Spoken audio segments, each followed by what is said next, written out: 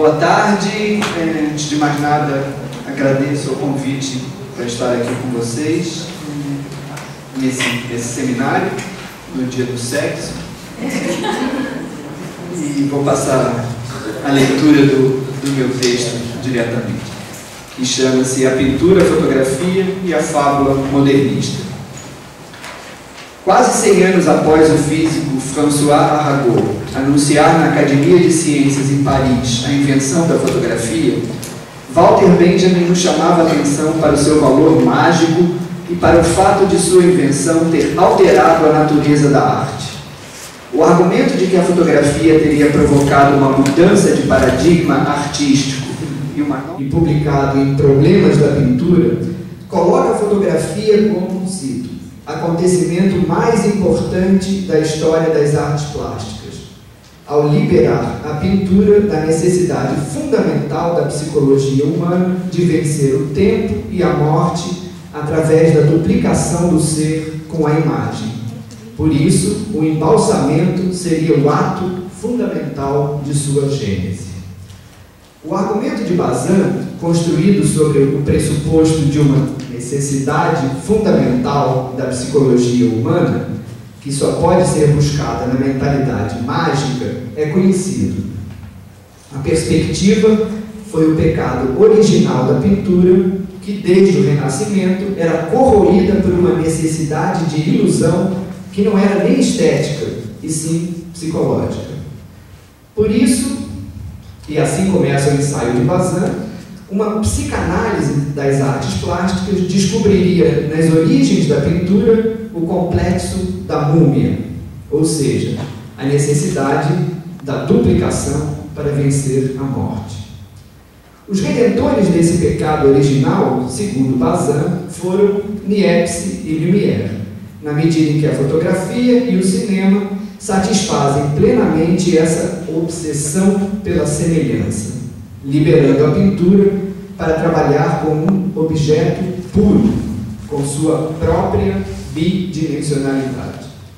Esse o argumento, o mito, no sentido de trama dos fatos, tal como definido por Aristóteles na Poética.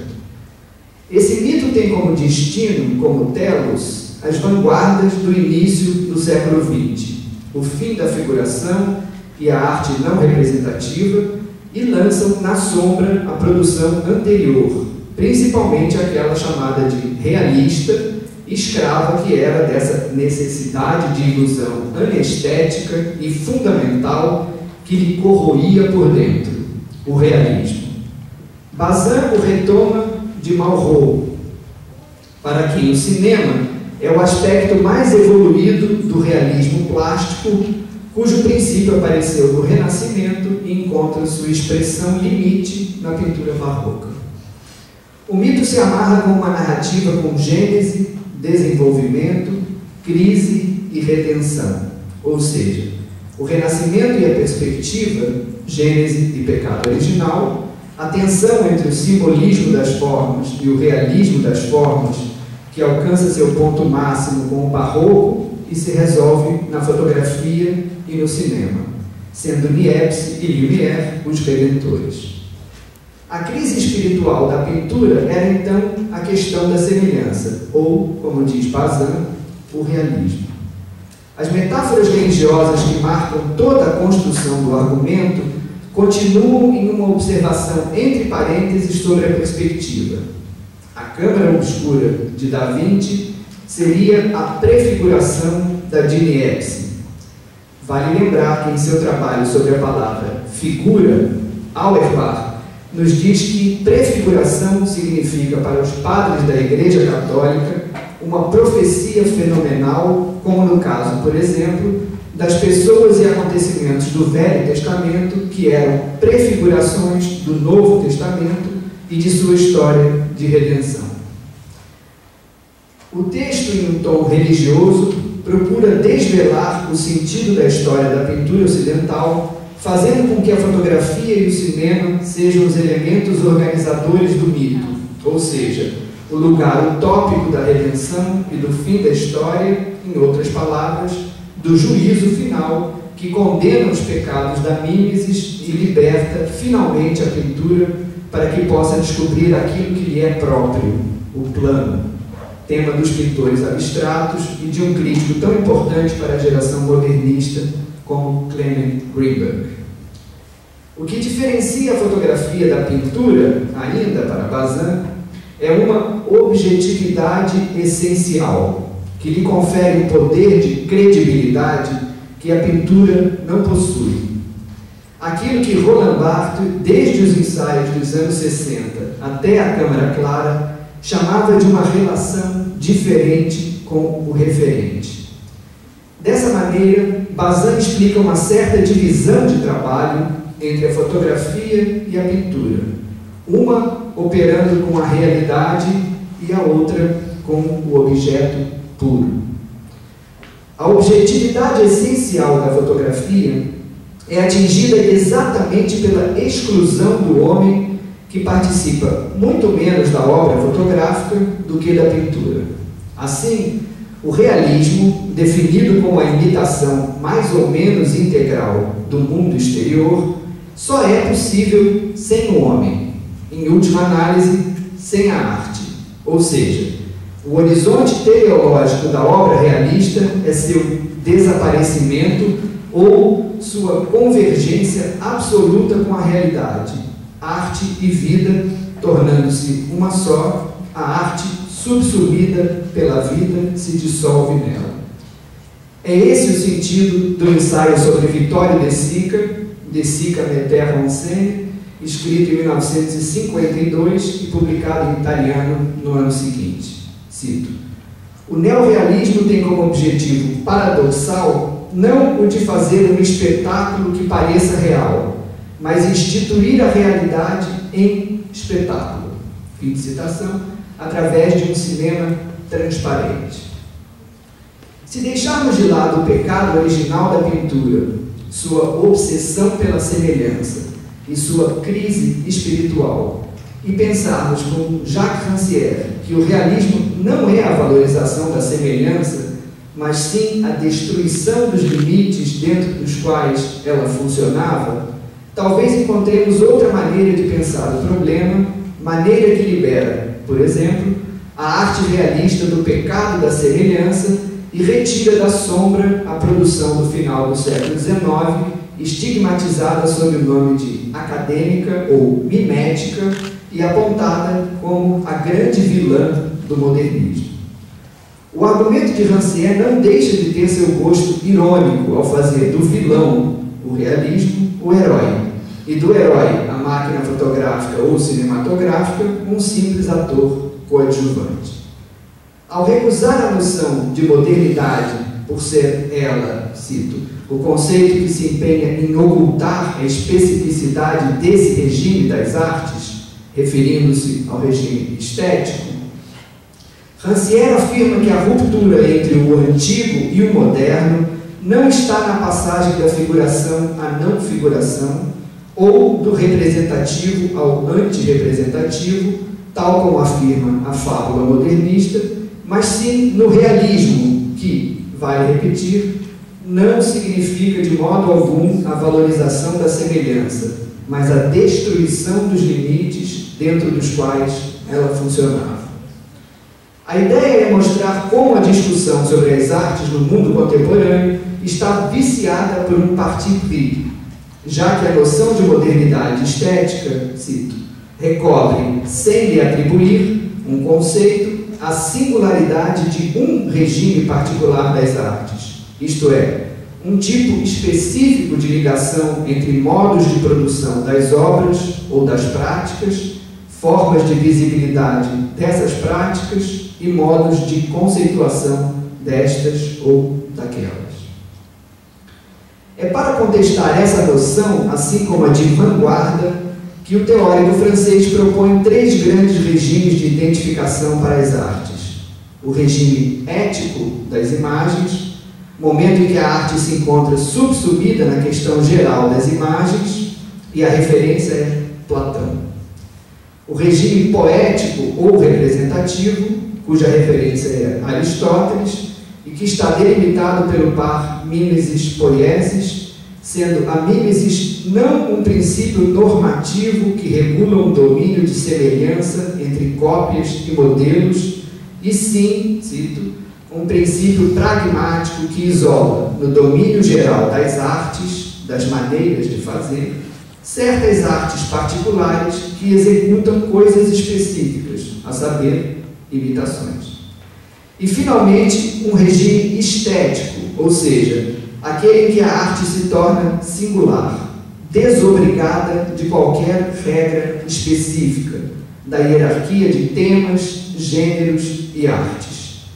Para encurtar a exposição, Rancière afirma então que aquilo que se costuma chamar de pós-modernismo é apenas a consciência do fim de um determinado paradigma, qual seja a tentativa desesperada de fundar um próprio da arte, atando a uma teleologia simples da evolução e da ruptura histórica, as palavras do Rancière. Ou seja, a consciência da fábula modernista, que agora exausta, deixa à mostra suas fraquezas. O próximo passo de Rancière é mostrar que se o regime estético se define exatamente como a ruína do sistema da representação, ou seja, dos valores e normas que regiam as artes desde Aristóteles até o início do século XIX, é nele que a literatura torna possível, por exemplo, a fotografia, contestando assim as teses dos teóricos que viam na singularidade da máquina fotográfica ou cinematográfica a mágica dessas novas artes técnicas, ou, no caso de Bazin, no fato da máquina eliminar o homem como intermediário, realizando a utopia modernista da junção da arte com a vida. O realismo literário é condição de possibilidade para a fotografia como arte, na medida em que rompe com a hierarquia dos temas e dos gêneros e passa a focalizar o homem comum, permitindo assim que o detalhe possa revelar o todo. Cito: que uma época e uma sociedade possam ser lidas nos traços, vestimentas ou gestos de um indivíduo qualquer, Balzac, que o esgoto seja revelador de uma civilização, Victor Hugo, que a filha do fazendeiro e a mulher do banqueiro sejam capturadas pela mesma potência do estilo como maneira absoluta de ver as coisas, Flaubert. Todas essas formas de anulação ou de subversão da oposição do alto e do baixo não apenas precedem os poderes da reprodução mecânica, eles tornam possível que esta seja mais do que reprodução mecânica. Fim de citação. Trata-se no realismo de um modo de focalização fragmentada ou próxima que impõe a presença bruta em detrimento dos encadeamentos racionais, palavras também do Rancière, ou da ampliação de pequenos detalhes, como, aliás, anteriormente observado por Auerbach em Balzac e retomado por Susan Sontag, que articula o procedimento do romancista francês Alda Fotografia em seus ensaios dos anos 70 para a New York Review of Books. Na mesma direção, Georg Simmel afirmava que a tendência naturalista, que, palavras dele, não provém de um interesse pela natureza, e sim pela arte, consiste em uma aproximação aos objetos, a focalização fragmentada ou próxima de Rancière, enquanto no simbolismo o que está em jogo é o encanto da distância. Assim, para Rancière, não é o cinema que organiza a história da pintura de modo a aparecer no final como o grande herói redentor, mas o realismo, principalmente romanesco, que ao romper com as regras da representação do regime poético ou representativo, cria as condições de possibilidade para a fotografia e o cinema. É pela porta do romance de Balzac, por exemplo, que entra em cena o homem comum, a vida cotidiana e o fragmento como síntese do todo. Desta forma, mais do que crise espiritual da pintura, o realismo, e também em certa medida o romantismo, é que encena a entrada dessas novas classes como tema nas artes, abrindo espaço para que as telas dos pintores e as lentes dos fotógrafos eternizem não mais apenas os grandes personagens da história e da nação, ou os santos do cristianismo e os deuses da mitologia, mas as pessoas comuns, a cidade que se transforma, a multidão anônima de trabalhadores, os jornaleiros e os vendedores de rua que Cristiano Júnior e Marc Ferrez fixam com suas lentes, ou os trabalhadores e as burguesas que aparecem nas telas de Almeida Júnior, Rodolfo Amoedo e Belmiro de Almeida, Eduardo Sibori, Eduardo Schiaffino ou Ernesto de la Cárcova.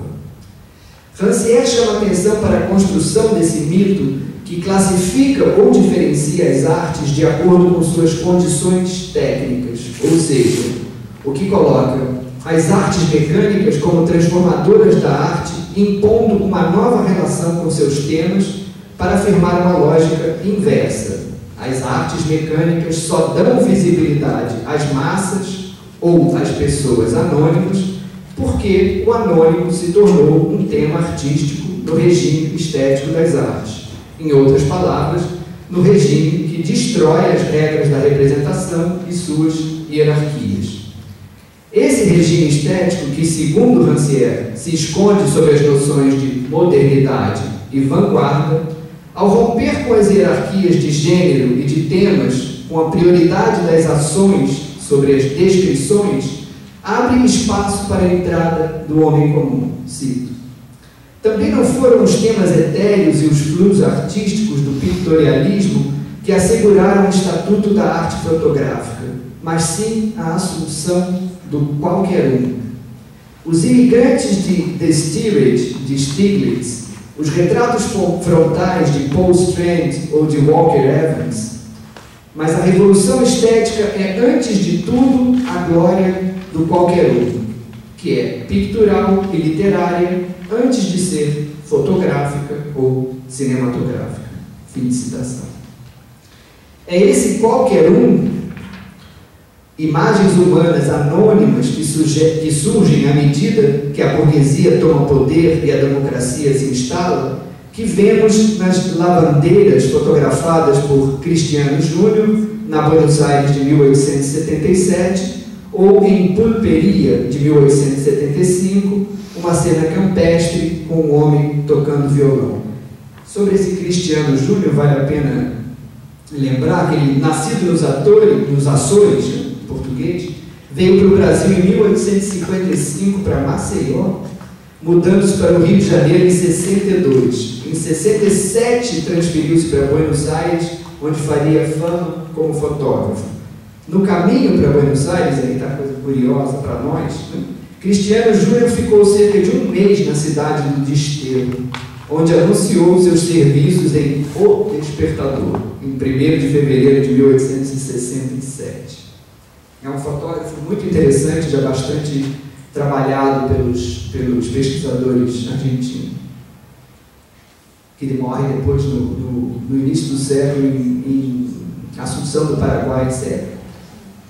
As mesmas lavadeiras e suas roupas dependuradas que haviam atraído Herbert Henrique Klump em 1860 na estereoscopia A Igreja da Lapa e o Convento de Santa Teresa, no Rio de Janeiro, assim como iriam atrair Mário de Andrade em roupas freudianas em Fortaleza, durante a viagem do turista aprendiz pelo Nordeste e Amazônia em 1927.